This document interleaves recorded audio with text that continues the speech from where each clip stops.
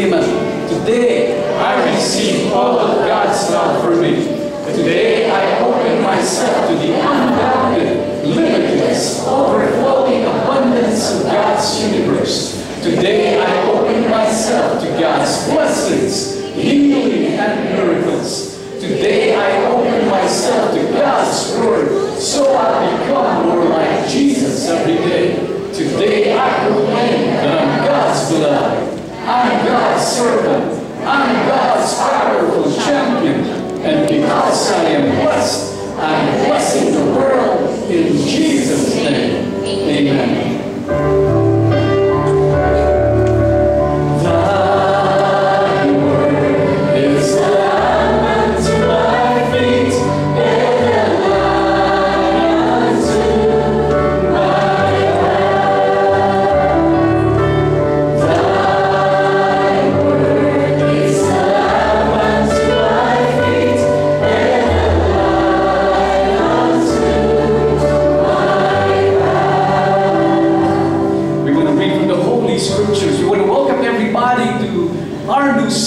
Ano ba ang title ng ating bagong series? Ano nga ba?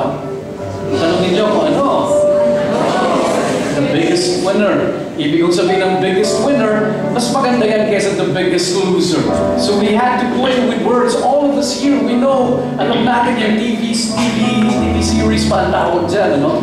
Where people come and get their lives changed because of losing weight. Here, we believe that God is concerned about our health as well. Sino dito ang naniniwala sa inyo na ang pagmamahal ng Diyos sa inyo ay hindi lamang spiritual, ngunit ito ay physical. As much as God is concerned about your soul and spirit, He's very much concerned about your body as well. Ito ho ang pag-uusapan natin in the entire series. Marami po sa mga pag-uusapan natin sa series na ito, marahil yung iba pamilyar, pero hindi pa ninyo ganap na naririnig at nauunawaan. In fact, meron po bang doktor dito na uma-attend ng feast ngayon? Kayo po ay doktor, pakitaas ang kamay. Wala. Pasyente. Jesus, marami. Because again, as I would be saying, marami akong babanggitin na baka yung mga doktor mainis sa atin, pero mukhang hindi naman. Because I'll be mentioning about the flip side of the entire truth about our physical health. So we want to read from the Holy Scriptures. Our reading is from 3 John chapter 2. All together, please. Dear friend, I pray that you may enjoy good health and that all may go well with you, even as your soul is getting along well. Interesting itong letter ni John. Ang sinasabi niya that you would enjoy good health even as your soul is getting along well. Ang gustong sabihin John. Ang gustong sabihin ni John ay simple. There is a clear connection between your body, your spirit, and your soul. And that's what we will be exploring today. Let's read another scripture verse.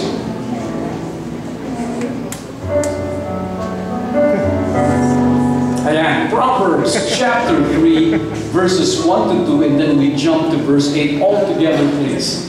My son, do not forget my teaching, but keep my commands in your heart, for they will prolong your life many years and bring you prosperity. This will bring health to your body. Medyo hindi na nabasa yung baba. Again, ang gusto lang sabihin dyan ng writer ng Proverbs, marami sa Proverbs, ang sumulat po niyan ay sino? Tanungin niyo ko sino? Si King Solomon. Karamihan dyan, no? Ang nasa baba, ang sasabihin sana dyan, and nourishment to your bones. Ayun. So, ibig sabihin, nung nagpapayo sa atin in the book of Proverbs, konektado pala. Tanungin niyo ko ang alin. Abay ulit, konektado pala. Di ba ano? Your prosperity, your physical body, your bones, your spirit, and put them all together, your happiness as a person. That's what we will be speaking about today, the Word of the Lord.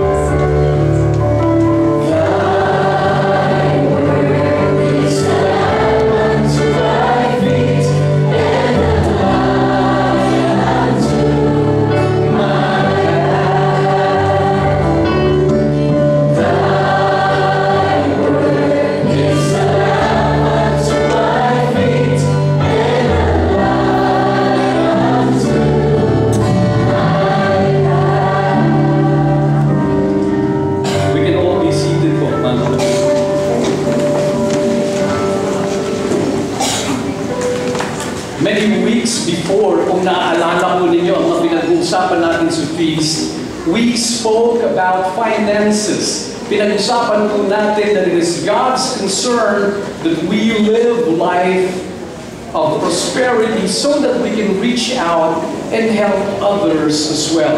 But ang gusto po natin sabihin sa bawat isa, can everybody look at me here? Can everybody? Okay. Ang gusto ko kong tanungin sa inyo ito, what good will your finances be when you are old? At kahit sabihin natin na milyonaryo ka, pero nauubos mo lang ang pera mo for your medicines, for your surgery, and not actually living life in full. Ang dami mo ang pera, pero nauubos lang dahil sa gamot-gamot mo at kung ano-anong mga operasyon na kailangan maganap sa buhay mo. What the series hopes to share with you is a vision of your wealthy and healthy self as God wants us to live. Meron po akong inanyayahan na 2 guests. Pero tatawagin ko muna yung una. Nasaan mo ba ang guest natin na ito?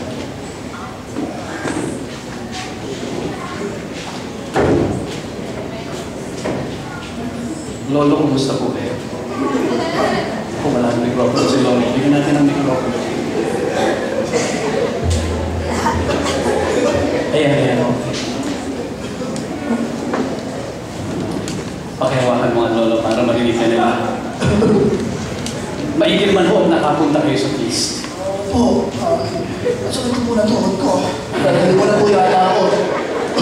O nga Lolo, napansin ko na bihira po namin kayo na pagkikita dito sa feast. Eh ano po pag mga karamdaman ang nararamdaman ninyo at hindi kayo gaanong nakakarating?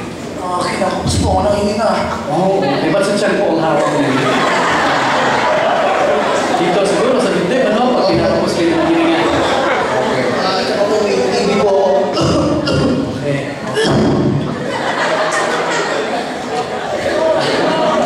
Diyan muna kayo, no? Kumusta man po ang tuhod ninyo, no? Okay naman. Malimang tuhod, nilalayo na. Yan po bang kaya nirarayuma dahil sa old age? Opo. Okay. Yung kanan ko, hindi naman nirarayuma. Opo. Bakit o? Magkasikidad lang naman yan. Maraming mga tao na talaga namang pagdating sa kanilang senior years, they don't really experience much fullness of life kahit maraming pera. At mapapakamot ka ng ulo, sayang, ano? Maraming pera, okay naman sana, pero nahihirapan. Abay, meron pa tayong inimbitang sa bahay. Lord, dito pa kaya? Sa harap. Ayan, dito kayo sa harap, Lord. Imbitahin po natin si Lola. Ano po, Lola? Natutuwa po ako sa get-up ninyo, yung Bisaya at yung rubber shoes.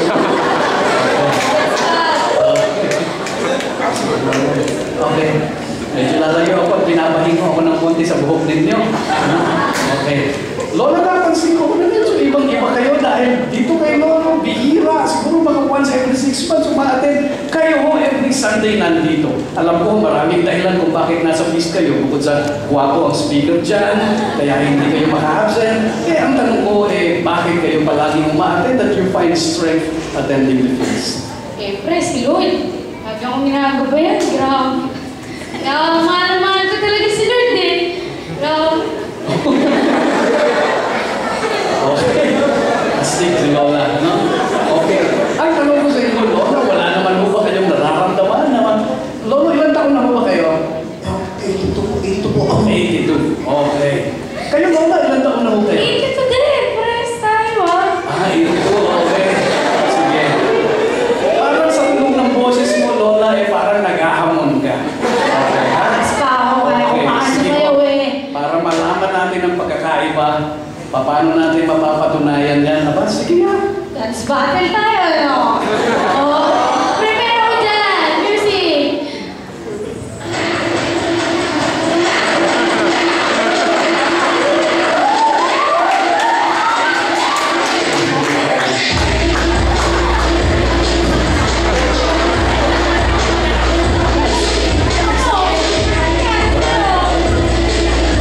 Boys!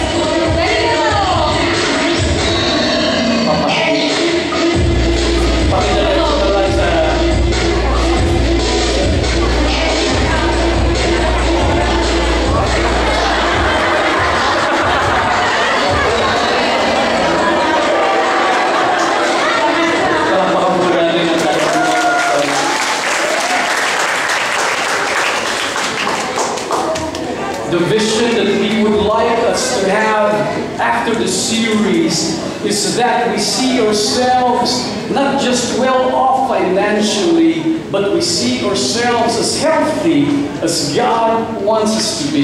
Pakitapik ang friend sa kanan, repeat after me. Sabihin mo, friend, sa tingin ko, malusog ka.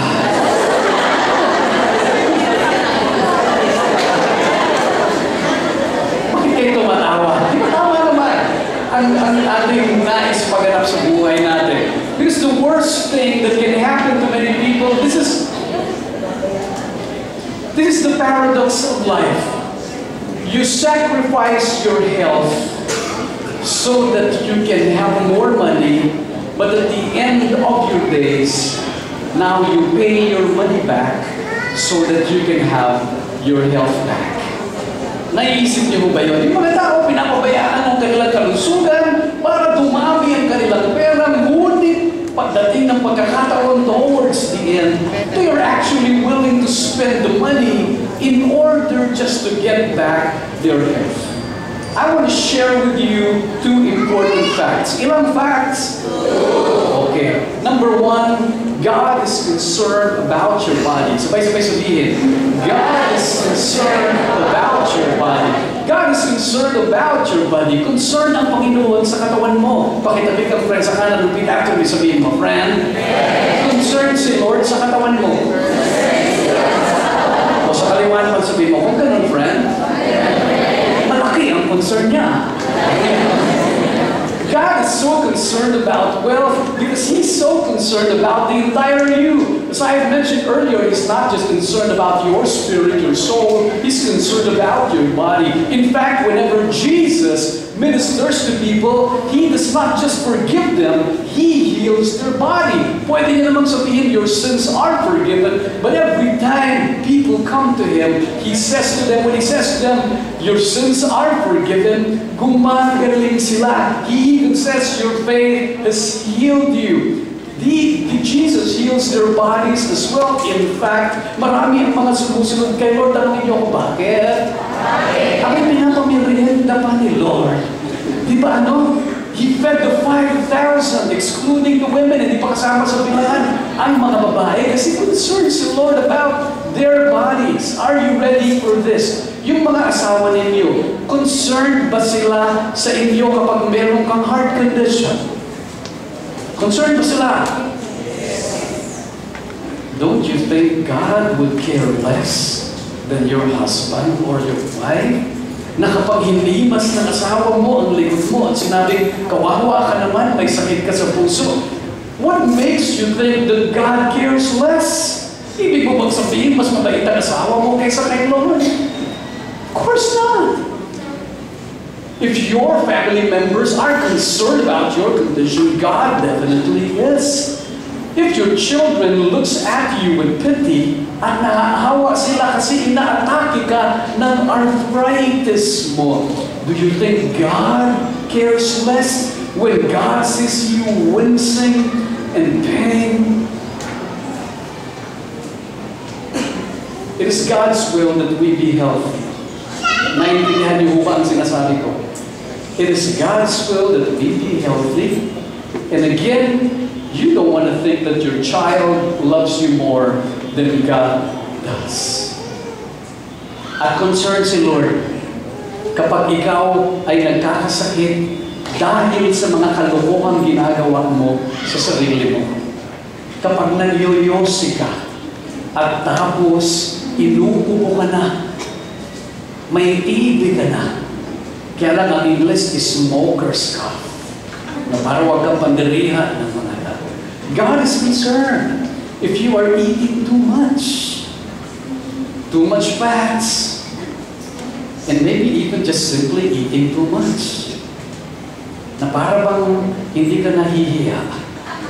Para bang gustong sabihin ni Lord sa iyo, anak, kahit hindi ka naman mahiya, sana wag mo kalimutan may bukas pa.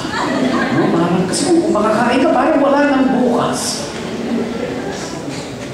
God is concerned if you're not doing your regular exercise.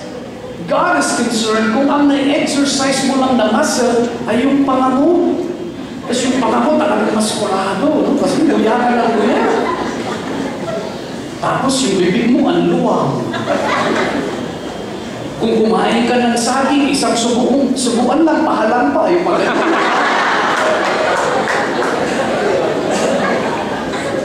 Tapos kaya mong kumain ng langka na hindi mo binabalatan.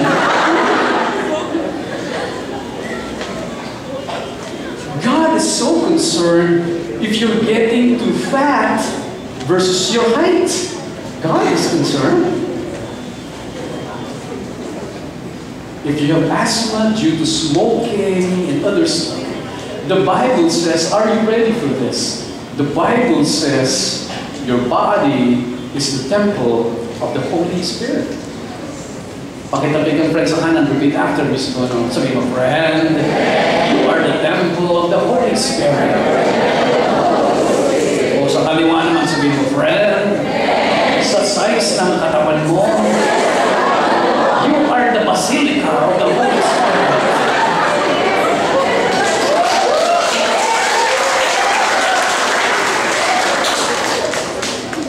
The church honors dead martyrs, but God prefers living saints. And that's what you want to be.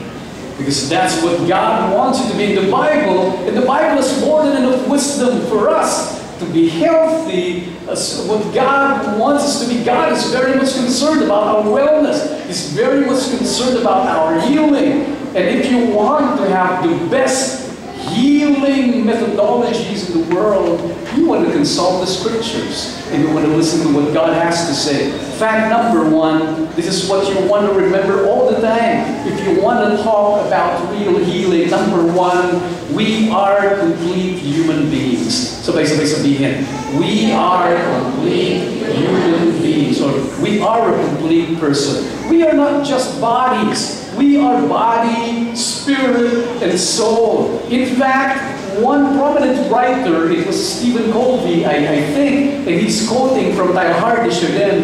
He said, we are not human beings having a spiritual experience.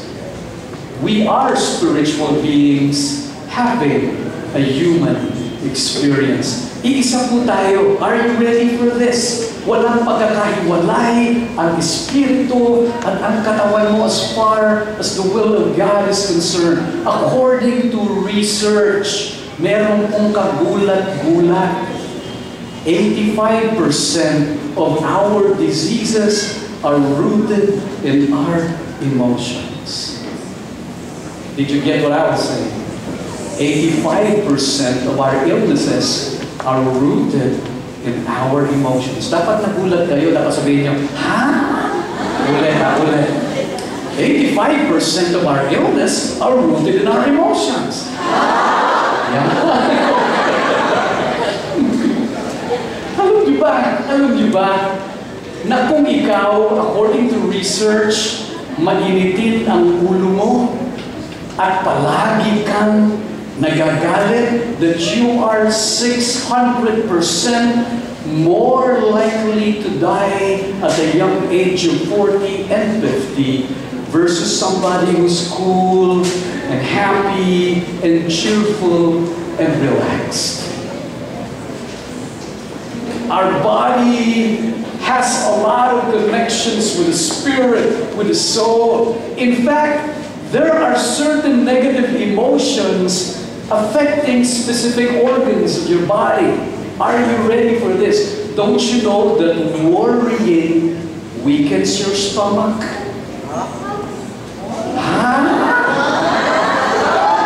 Pansinin mo, pag may exam, hindi ka nakapag-review, kapag may presentation ka sa opisina na hindi ka handa, papagalitan ka ng boss mo, anong sumasakit sa'yo? Choo! Sinisikmura ka, gusto mong magpunta sa CR. Very specific emotions would have specific effects on your bodies. Don't you know that anger weakens your liver? Parang hindi sabay-sabay ang ulan, hindi maganda. Ulit! Don't you know that anger weakens your liver? Don't you know that grief weakens your lungs?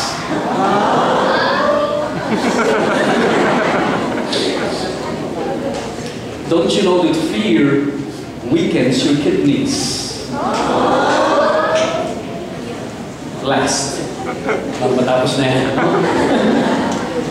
Don't you know that guilt weakens your immune system to resist and fight the disease? That you experience guilt in your life, you're much prone to all infections around? May isang mama na sakitin. Nagpunta siya sa manghuhula. At ang sabi niya, magpapahula ko ako, talagang parang ganyan. Ang sabi ngayon nung manghuhula, ako, sir, your mother-in-law will die a tragic death. Wait, sabi ng lalaki, alam ko naman yan. Ganun ba? Ang gusto kong malaman sa iyo manghuhula, kumakasweldo ako. Kaya pala, no? He lives a life of guilt. Alam niyo ba that the infection that you have is not so much a bacteria or a virus problem as much as it is more of a weakness problem because your immune systems are weak. Pakihawakan ng kamay ng katabi mo. Pakihawakan ng kamay. Hawakan ng kamay. Yan. Okay. Alam mo ba nung hinawakan mo siya ng milyong germs ang lumipat sa iyo?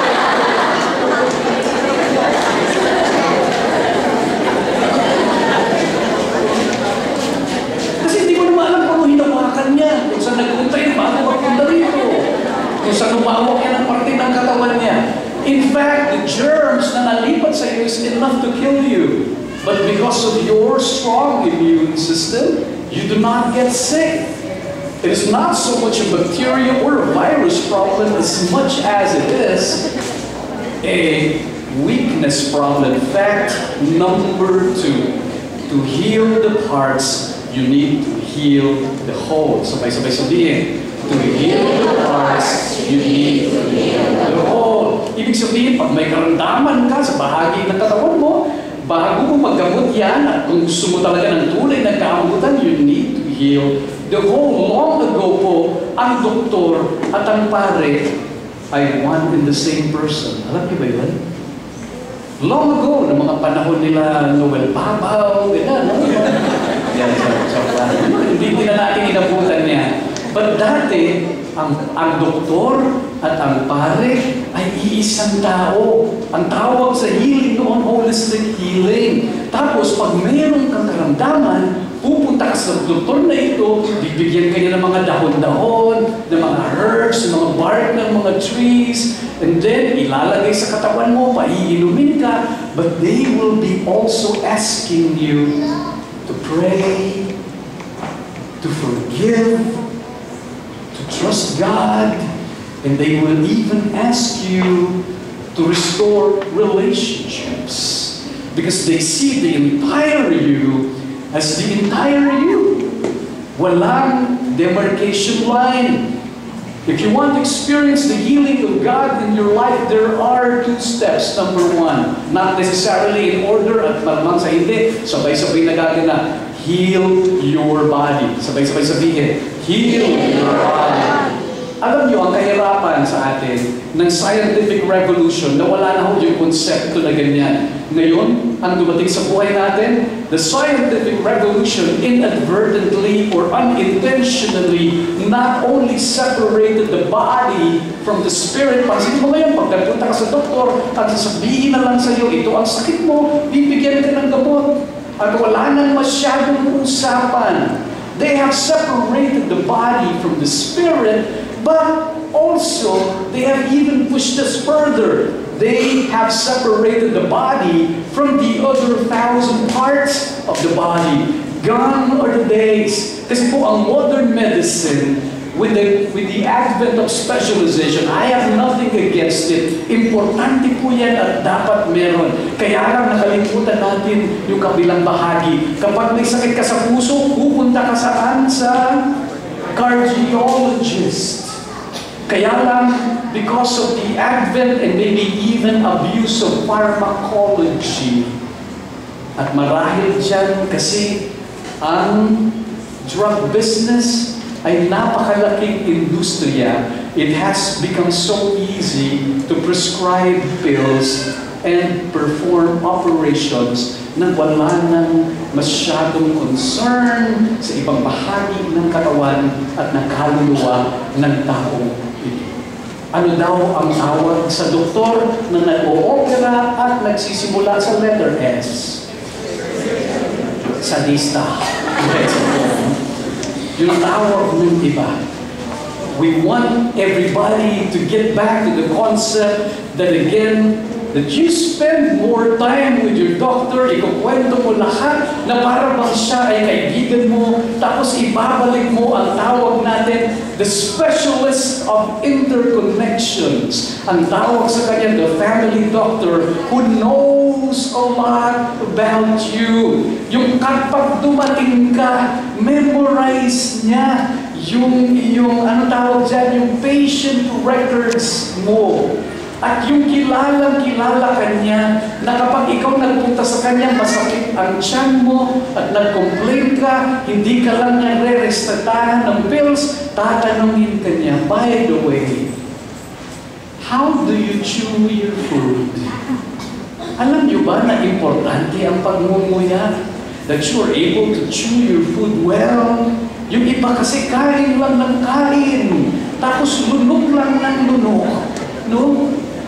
Importante na ginumuya ang pagkain ng tama. Otherwise, tama pala ang ating mga magulang kapag sinabi huwag kang magmadali kumain, sasakit ang tiyan mo. There are the days na sasabihin sa'yo ng doktor mo ito.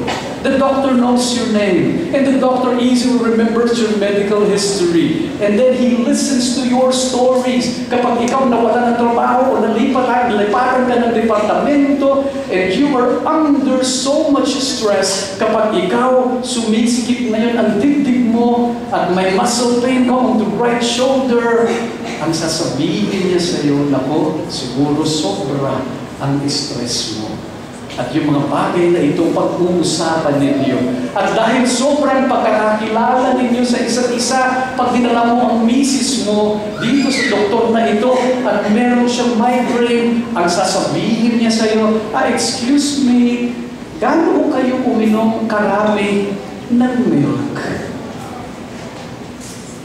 Kasi napadaan siya sa bahay ninyo at kahon-kahong gatas ang nilalakmak mo.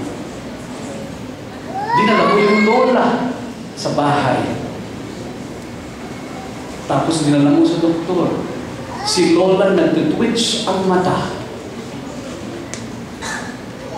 Imbis na bisitahan ka agad ng doktor, ano ang sasabihin ng doktor na ito? Alam mo, siguro si lola, she feels being useless and she's getting into depression, kaya nag-twitch ang mata niya.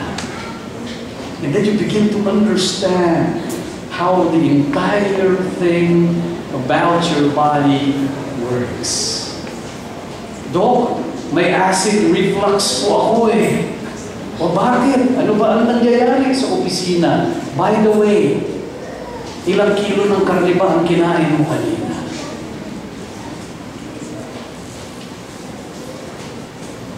Number 2. Heal your spirit. Sabay-sabay sabihin. There was an interesting experience by Dr. Norman Cousins. Si Dr. Norman Cousins po had a deadly heart disease. And dahil sa malala ang kanyang sakit. This is a true story. Sabi ng mga doctors niya sa kanya, sorry sir, but you will not make it through the year. At ang sabi ni Norman Cousins, well, total, hindi naman na ako tatagal hanggang sa susunod na taon. I might as well enjoy my life. And he made a decision. He decided to enjoy his life, the remaining days of his life. This is what he did. He decided to laugh frequently and loudly every day. He just decided to laugh frequently and loudly every day. Ang ginawa niya, lumabas siya ng madalas, started spending a lot of time with his friends, and then went out with his family, visited them again, and had a great time with them all the time. And then what happened was, nung kanya nang ginagawa ang mga bagay na ito, nakulangan pa siya. Ang ginawa niya, pag uwi niya sa bahay, bumili siya ng maraming mga DVD, puro comedy. At ang papanoorin niya lang doon sa bahay, nothing but comedy. He made a decision to laugh frequently and to laugh loudly. Are you ready for this? After 30 years, Norman Cousins, he's still laughing out loud. Tumatawa pa rin siya. By the way, he's laughing to the doctors who said that he won't last the year because he was able to outlive all the doctors who said na malapit na siya mamatay. Am I making sense here? Yes. You want to heal your emotions as well. Another story by Dr. John Sarno. Dr. John Sarno is a doctor. Ano naisip yun? Hindi ko lang naisip. Okay. Doctor siya ng mga back pains, neck pains, shoulder pains, leg pains, and all. Yan ang specialista niya, no? But again, his tools for healing are just like all the other doctors. Surgery, pills, and all.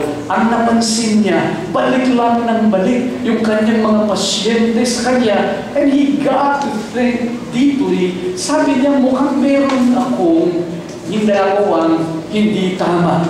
And when nothing was happening to many of his patients, he worked so hard to figure things out. He made the research for himself, and the research yielded the best antidote for his patients. Tanungin niyo kung ano?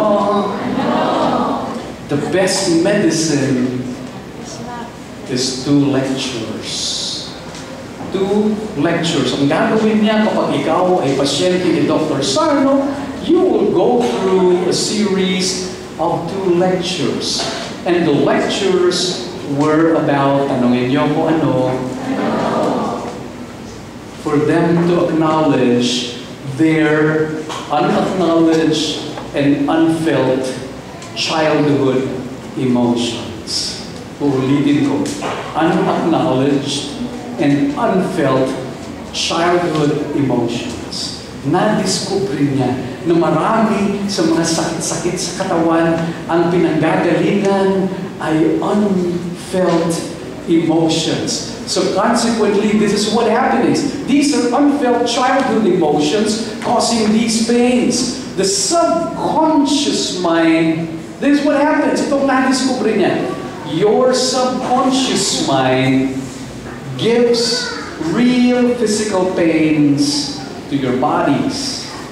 Ang purpose ito, to distract you from discovering and feeling the painful emotions buried in your past. May mga naganap sa buhay mo na sobrang sakit at ibinaon mo yun sa buhay mo dahil sobrang sakit. The body is an amazing way of anesthetizing you. Di ba? Kapag meron sobrang sakit sa katawan, ano ang nangyayari sa iyo? Pag hindi na kaya ng sakit ng katawan mo, nawawalan ka ng malay para huwag mong maramdaman ang sakit. Emotionally, the body is an amazing way of responding as well. If there are episodes in your life that are extremely painful, subconsciously, it gets buried in your being as a person. At kaya ka nagkakasakit-sakit, it's a device by the body to distract you from rediscovering the feeling again. When your father abandoned you when you were still a child, the experience was so painful. But you would get to forget that. When you witnessed the violence among your parents, nag-aaway ang mga magulang mo, nagbabatuan sila ng ashtray, maya-maya ng konti, yung nanay mo may hawak na napanaksak. And it was a pitiful sight for you to see. When you were beaten as a child, ginulpi ka, at sobrang sakit nito sa buhay mo. The fear, the anger was too much for you to bear. Hindi nakakayanan ito ng iyong kaisipan at ito ay pilit ibabaon. And then you will look at these persons will pretend to be okay, but after 10, 15, 20 years, these dark emotions will manifest as sort of diseases. For 30 years now, Dr. John Sarno has treated 10,000 patients with 95% cure rate. Some instant, some takes longer time to heal, but the methodology was simple: via small groups, journaling, and psychotherapy. Upang huwag mong takasan, harapin ang lahat, and then healing comes as your soul and spirit gets to be healed. Pakitabi kang friend sa kanan, repeat after me, sabihin mo, friend, huwag mong takasan.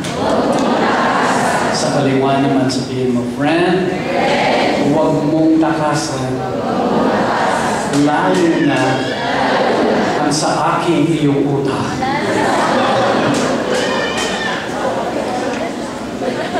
I want to end. Can we all stand up, please?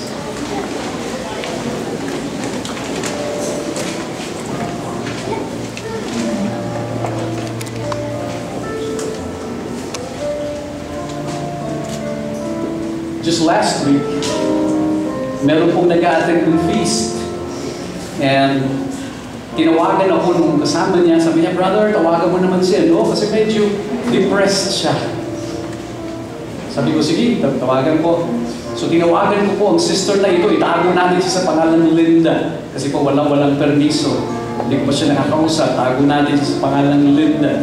And then, Linda, by the way, is a very active member of the feast. And she's not just active in the feast, she lives a very active life. Tanongin niyo ko ba? Si Linda po is a triathlon athlete. But tawag dyan, triathlon athlete. But what happened to her is that a number of days ago, nung last week, bago kami mag-usap, suddenly, nagsakitan yung mga bahagi ng kanyang katawan. Yung mga buto-buto niya, yung mga tuhod. Akala niya nung una, siguro na-overwork lang siya and so on. And maybe she just had to rest for a while. But one day, yung sakit na yun lumala nang dumating yung pagkakataon na hindi na siya nakabangon. And she had to be carried almost literally to see the doctor, and she went through a series, a battery of tests. At ang resulta ng tests, they were all pointing to a strong possibility of her having lupus. You know lupus?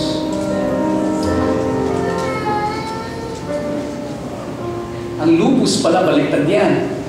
Yung immune system mo, sobrang agresibo, kinakain yung organs mo kahit walang sakit. Kumbaga na sinisira niya dahil sobrang agresibo ng iyong immune system. And then, I called her up and we had a long chat. And when we were having a long chat, she admitted to me that, you know, Brother John, alam mo, I might be engaging to a lot of extreme sports because I'm extremely lonely. For the first time, she admitted that she's extremely lonely. Mag-isa siya sa buhay, yung mga anak niya nasa abroad, wala na yung mga kasama niya rito, and they were having difficulties in certain areas of her life,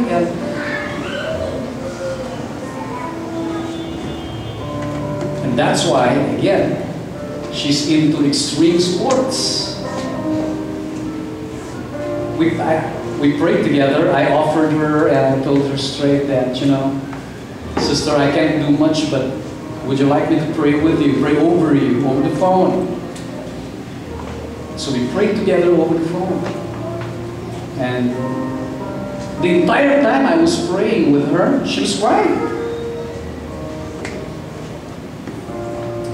And I had a long seminary yesterday. And then pagkatapos ko ng seminar ko, may missed call. Si Linda. So I had to call her back. And I asked her, "Oh, Linda, kumusta ka na?" And Linda was jumping up and down.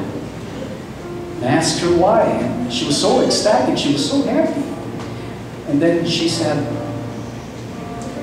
"Alam mo, Brother John, yung preliminary tests ko, ang sabi may lupus ako. Pero towards the end, when we were done with all of the tests, the doctors were puzzled because again, their initial prognosis seeming to be, the way it turns out, I'm negative for lupus." And I have to admit to you, I must confess, Brother John, that last week, while you were praying over me, when you mentioned to me how God loves me, that how much Jesus wants to heal me, and not just heal my body, but my loneliness, my emotions, and God wants to heal my soul, and God wants to touch me, and when you encourage me to take faith and embrace God to lead my life from here on, you know, habang nagdadasal tayo sa telepono, alam mo ba, Brother John, I need to confess to you that the pains were going away. In fact, before we made the final sign of the cross, aamin ako sa'yo, I was already dancing by then. And she was saying it. I was dancing already, literally. I felt the love of God was so powerful. It was releasing me. It was energizing me. It was animating me. It was liberating me. It was healing me. In fact, yung resulta ng mga bagay-bagay na nalaman ko kanina, kaya kita tinawagan sana, it was merely confirmation that God actually healed me. I met a lot of people. Hindi po lahat. Let me qualify. Hindi naman lahat. But I have met a lot of people who are sick in their bodies because they are sick in their spirit. The spirit is connected to God. And the inner brokenness in us can be manifesting through heart disease, cancer, arthritis, and so on. Again, I'm not saying lahat. I'm just saying it might happen.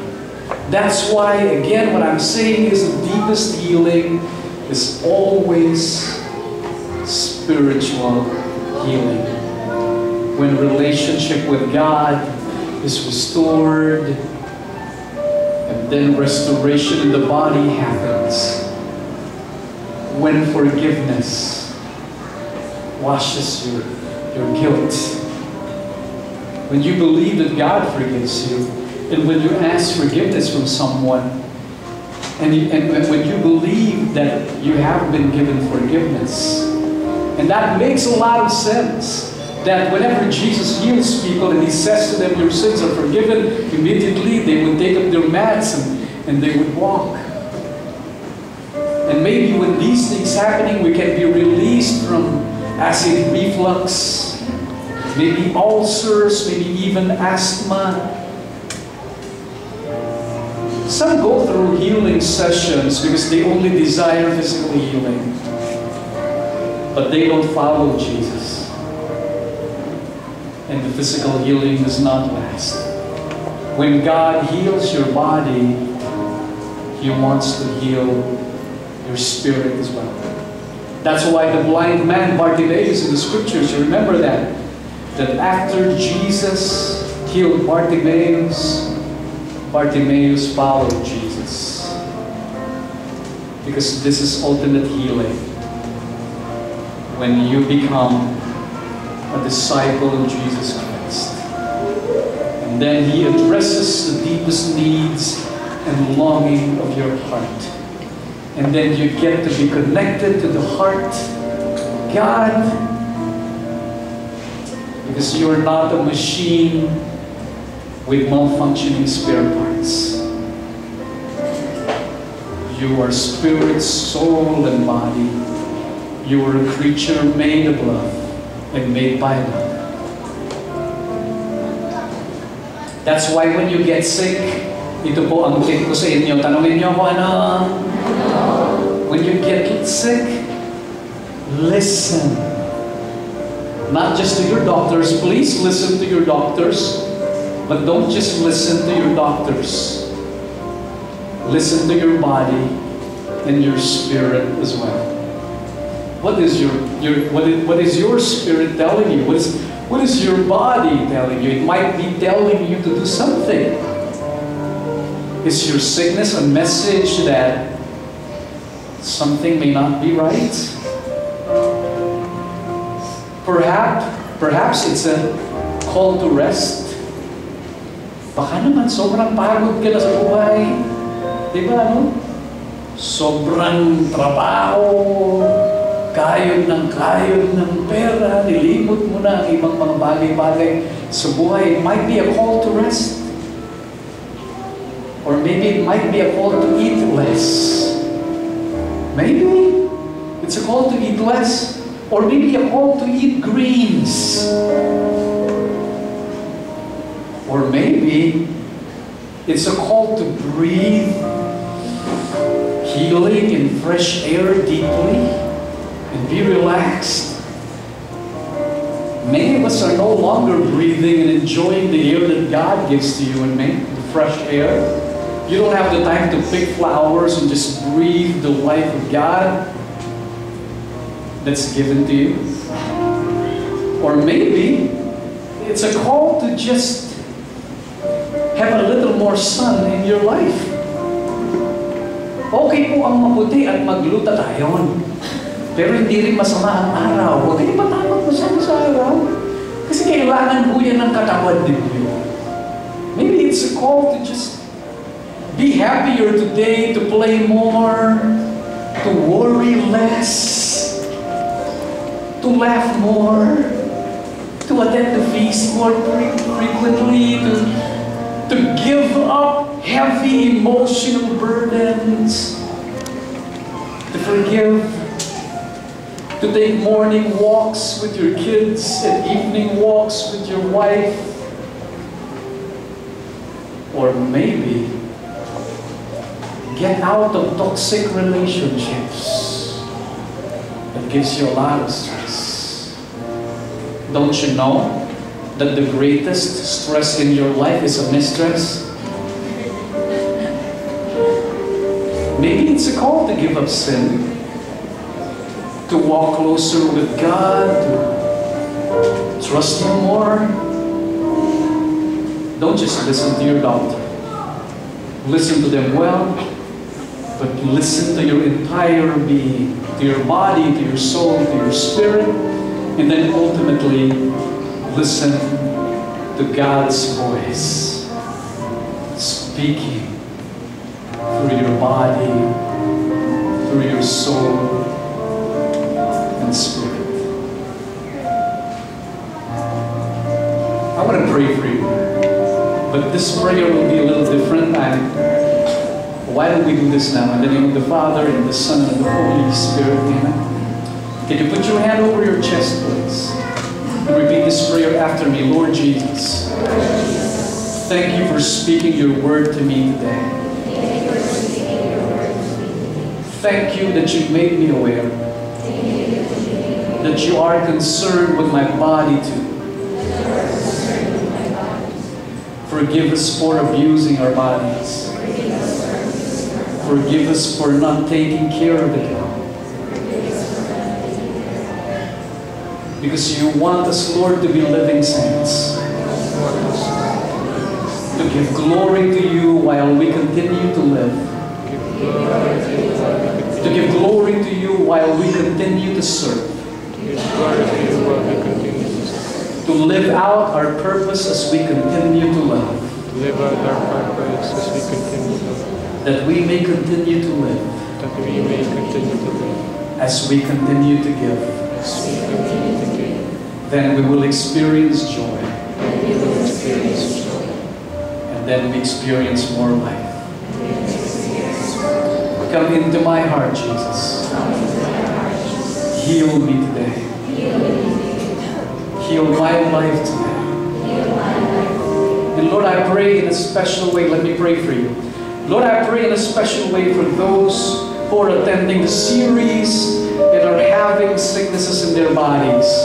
I pray that even as they come today, let the entire series be a healing retreat for all of them, for all of us, that we may begin to discover the power of your word, that we may begin to rediscover your will for my life, that we may begin to rediscover the wealth and health that comes from obeying your word and loving you back.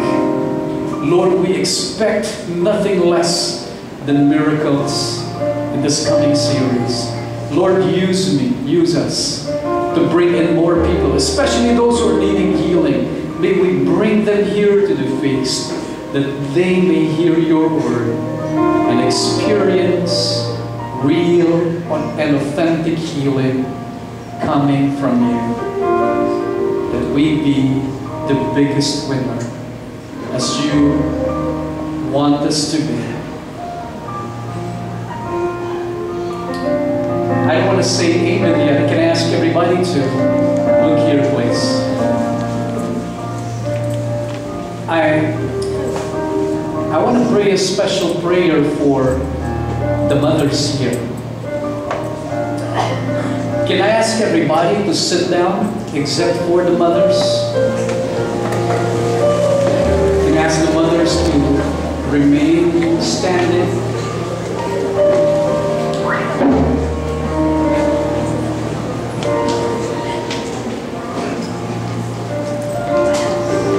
This is what I've asked us to do.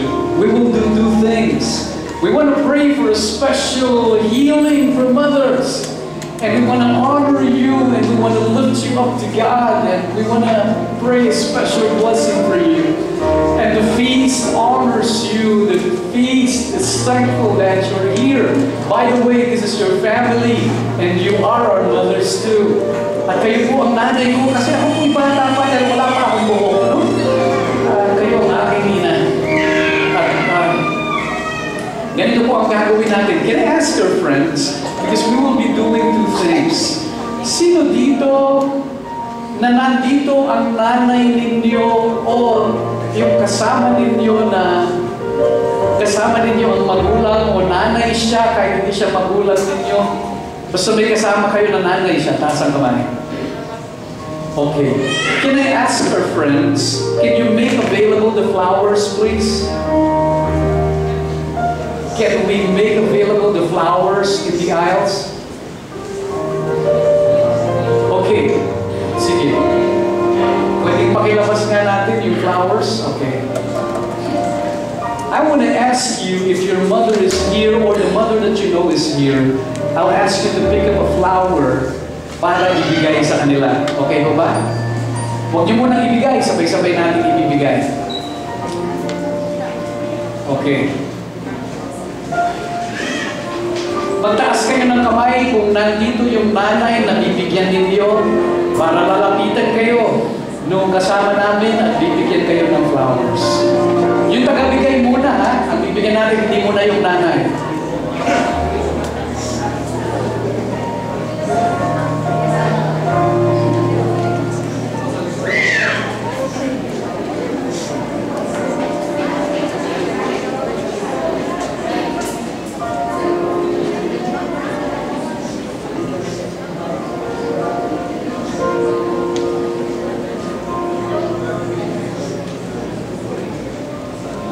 Okay. Dalawa pa na daw po ang bibigyan namin sa inyo. Flowers and yung Kerygma magazine na mukhang diploma. Ready na po ba tayo? Yes. O ikaw, nandito ang misis mo at yung misis mo ay ina ng anak mo. Ayan, kumuha ka rin ng flower at ibigyan natin ang misis mo. Okay? Tapos, can I ask our servants, o kaya katabi mo, kung yung katabi mo, sino ho dito ang mga nanay, pero wala dito ang anak ninyo, so consequently, walang rose na magbibigay sa inyo, taas ang kamay. Ayan. Okay, yung mga nakataas ang kamay, mga servants, pwede mag-ispatan ninyo, at sila ang bibigyan natin mamaya, yung mga katabi natin, the servants, okay? Simple lang, kung sino yung mga nakatayo at wala pang rose, bibigyan natin mamaya.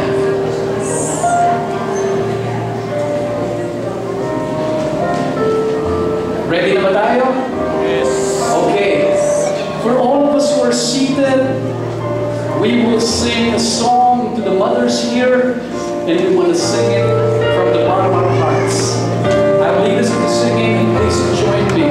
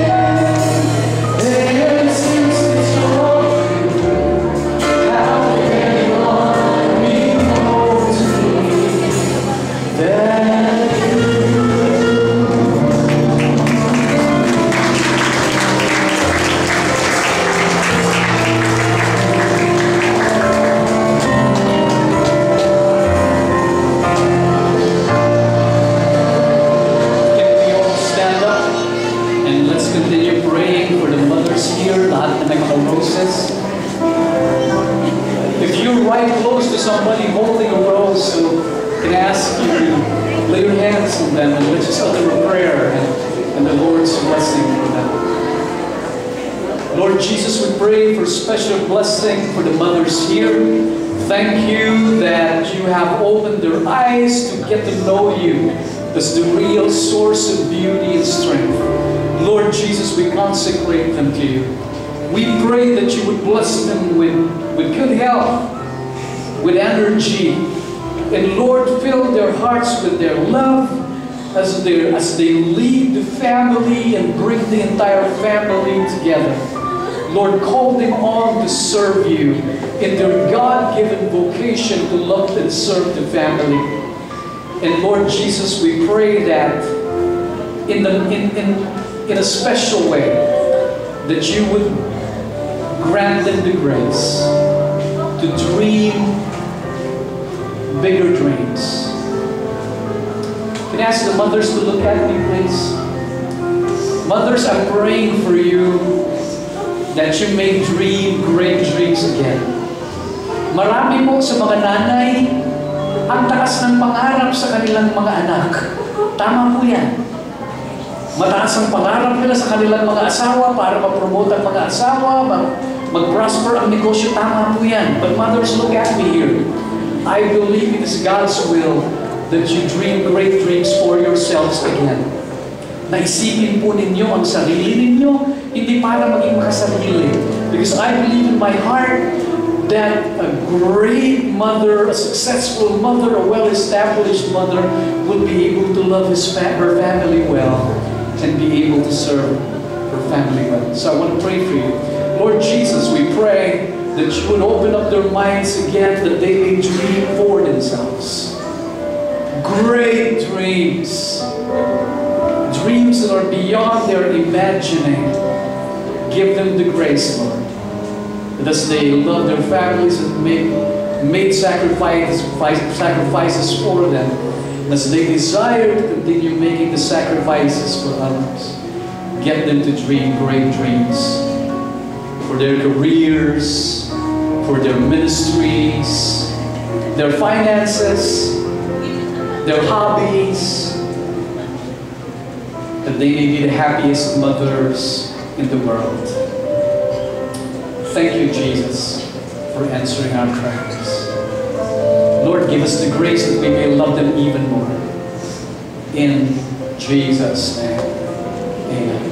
In the name of the Father, and of the Son, and of the Holy Spirit. Amen. Have we been blessed?